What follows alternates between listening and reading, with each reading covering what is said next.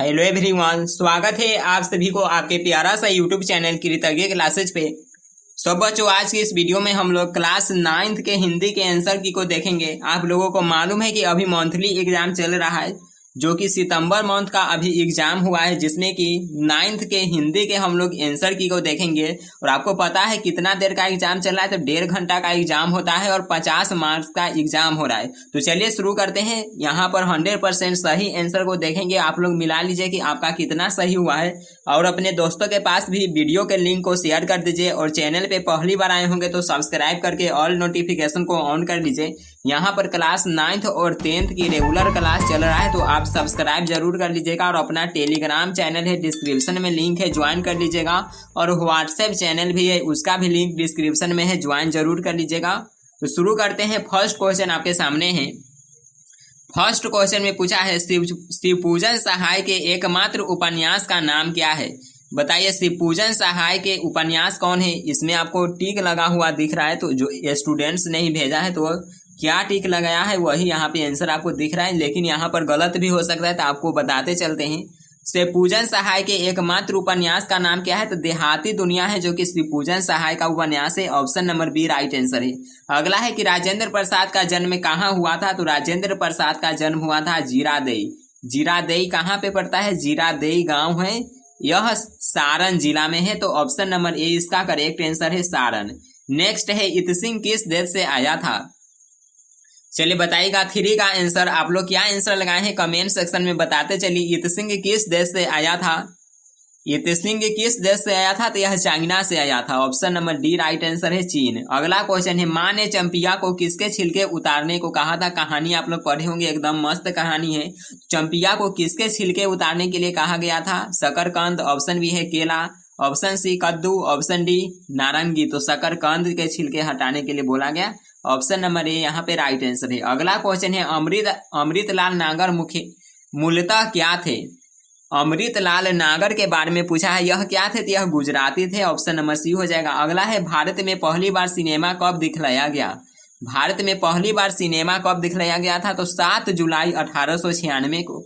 7 जुलाई, आपको डेट भी याद रखना है, 7 जुलाई 1896 को सिनेमा भारत में पहली बार दिखाया गया था। तो ऑप्शन नंबर ए इसका बिल्कुल करेक्ट आंसर है। अगला क्वेश्चन आपके सामने है 7 नंबर क्वेश्चन देखिए, अष्टावक्र रेखा चित्र के रचनाकार कौन है? अष्टावक्र के लेखक पूछा है तो विष्णु प्रभाकर है। Option number B.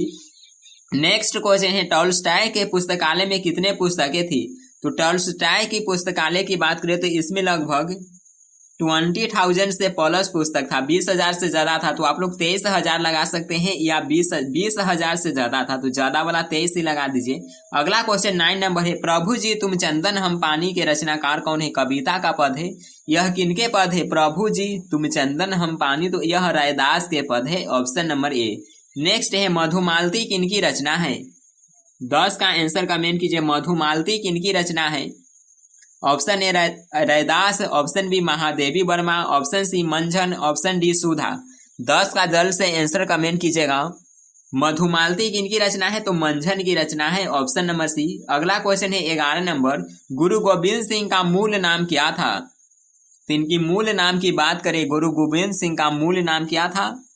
चलिए 11 का आंसर बताइए। तो इनका मूल नाम था गोविंद राय। ऑप्शन नंबर डी आपका आंसर आ रहा है, तो बिल्कुल करेक्ट आंसर है। आप लोग क्या आंसर टिक किए हैं कमेंट बॉक्स में बताते चलिएगा, और अंत तक आपको मिला लेना है। 12 नंबर क्वेश्चन है, मैं नीर भरी दुख की बदली कविता किस पुस्तक से ली गई है?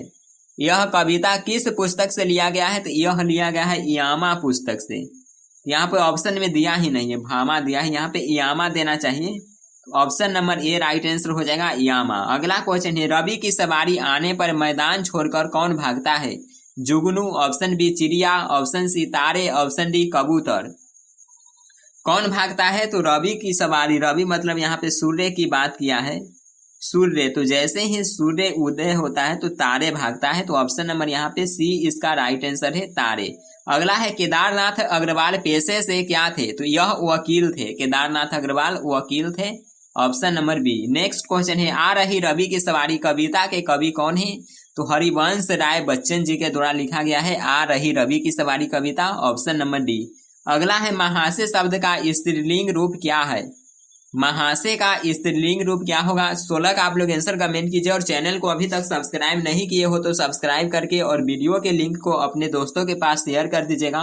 और इसका पीडीएफ आपको चाहिए या क्लास 10th और 9th किसी भी क्लास को आपको पीडीएफ चाहिए तो ऑल सब्जेक्ट का पीडीएफ उपलब्ध है बिल्कुल फ्री में अपना टेलीग्राम ग्रुप पर, डिस्क्रिप्शन में लिंक है, ज्वाइन कर लीजिएगा या सर्च कर लीजिएगा कृतज्ञ क्लासेज ऑफिशियल तो आपको मिल जाएगा। यह लोगो ज्वाइन जरूर कर लीजिएगा। और अपना व्हाट्सएप पे भी चैनल है, व्हाट्सएप पे चैनल वाला फीचर्स आया है जो कि नया है, तो वहां पर नंबर लीकेज का कोई भी समस्या नहीं है। पहले ग्रुप रहता था तो ग्रुप पर से कोई स्टूडेंट्स किसी को परेशान कर देता था, लेकिन वहां पे नंबर नहीं दिखेगा। तो उस चैनल का भी लिंक डिस्क्रिप्शन में है, आप लोग ज्वाइन कर लीजिएगा या आप व्हाट्सएप पे सर्च करके भी ज्वाइन कर सकते हैं कृतज्ञ क्लासेज। चलिए बताइएगा यहाँ पे अगला 16 नंबर क्वेश्चन का आंसर बताइए क्या लगा है आप लोग। महाशय के स्त्रीलिंग रूप की बात करें तो महासिनी हो जाएगा। मैं कलम से लिखता हूँ इस वाक्य में से किस कारक का चिन्ह है? तो कर्ता ने कर्म को करण से, तो करण कारक का यह चिन्ह है, ऑप्शन नंबर ए। अगला यहाँ पे है जिस शब्द से किसी काम का करना या होना समझा जाए उसे क्या कहते हैं? जिसे किसी भी काम का करना या होना समझा जाए तो उसे हम कर्म कारक बोलते हैं। ऑप्शन नंबर 20 का राइट आंसर है, option number B.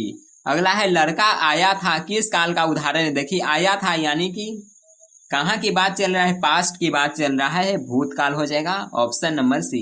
Next question है अपमान में कौन उपसर्ग है? 20 का जल्द से आप लोग आंसर कमेंट कीजिए अपमान में कौन सा उपसर्ग है? 20 नंबर क्वेश्चन का आंसर अपमान में तो उपसर्ग जो कि पहले लगता है किसी शब्द की, जो मूल कारक हो गया तो किसी शब्द जैसे कि शब्द के पहले लगता है और एक बाद में, तो बाद में लगा है उसे क्या बोलते हैं? तो प्रत्यय। प्रत्यय बाद में लगता है और उपसर्ग पहले लगता है, तो यहाँ पे अपमान में कौन उपसर्ग होगा? तो अप उपसर्ग हो जाएगा, ऑप्शन नंबर डी। नेक्स्ट है गाने वाला शब्द में कौन प्रत्यय है? तो गाने वाला शब्द में प्रत्यय बताइएगा 21 का आंसर। तो गाने वाला शब्द में प्रत्यय हो जाएगा गाने वाला, तो यहाँ पे आ हो जाएगा, आ प्रत्यय हो जाएगा। ऑप्शन नंबर डी इसका बिल्कुल करेक्ट आंसर है, ऑप्शन नंबर डी। नेक्स्ट यहाँ पे है कि ग का उच्चारण स्थान क्या है? तो आपको पता है, आपको ट्रिक से याद रखना है। पहला होता है कंठ तालु, आपको लाइन से याद कर लेना है। उसके बाद मूर्धा दंत और ओष्ठ, तो दंत और ओष्ठ, तो क बड़े का हो जाएगा कंठ, च बड़े का तालु, ट बड़े का मूर्धा, त बड़े का दंत और प बड़े का ओष्ठ। तो यहाँ पे ग देखिए किस में आएगा? तो क ख ग, तो यानी कि कंठ इसका राइट आंसर है। 22 का ऑप्शन नंबर ए यहाँ पे करेक्ट आंसर हो जाएगा। नेक्स्ट है महर्षि शब्द का संधि विच्छेद है, तो महर्षि का संधि विच्छेद हो जाएगा महाधन ऋषि, ऑप्शन नंबर ए बिल्कुल यह राइट आंसर है। कौन बात कर रहा है किस सर्वनाम का उदाहरण है? देखिए दिया है कि कौन बात कर रहा है, यानी कि प्रश्न आ रहा है, प्रश्नवाचक सर्वनाम है। गंगा कौन संज्ञा है? बताइएगा। गंगा तो यह व्यक्तिवाचक संज्ञा है, गंगा 50 को गंगा थोड़े होगा, तो व्यक्तिवाचक संज्ञा यहाँ पे हो जाएगा। नेक्स्ट है कान में तेल डालना मुहावरे का अर्थ है। कान में तेल डालना मुहावरे का अर्थ आप लोग बताएगा।